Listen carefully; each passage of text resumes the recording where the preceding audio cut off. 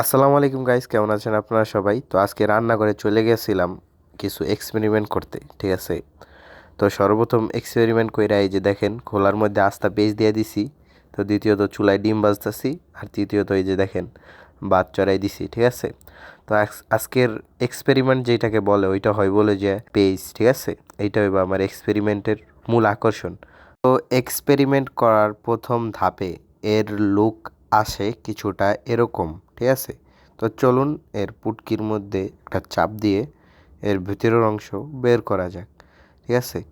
তো সর্বপ্রথম এমন চাপ দিছি যে চাপের ঠেলায় একবারে সামনে দৌড় মারছে।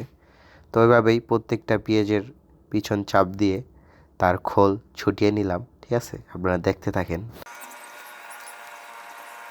তো পেঁয়াজের খোল ছুটানোর পরে লুক আসে কিছুটা এরকম। তো চলুন এখন এইগুলাকে আমার হাতের মাধ্যমে চাপ দিয়ে পিষে ফেলা যাক।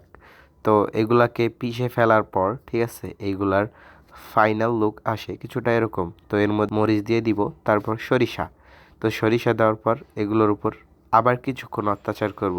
তো অত্যাচার করার পরই আমার ফাইনাল রেসিপি বা এক্সপেরিমেন্টের জিনিস তৈরি হয়ে গেল। তো দেখতেই পারতেছেন এইটা আমার একটা নতুন এক্সপেরিমেন্ট। আমিও টিকটকে দেখছি, এরপর নিজে এক্সপেরিমেন্ট করলাম, ভালোই লাগে খাইতে।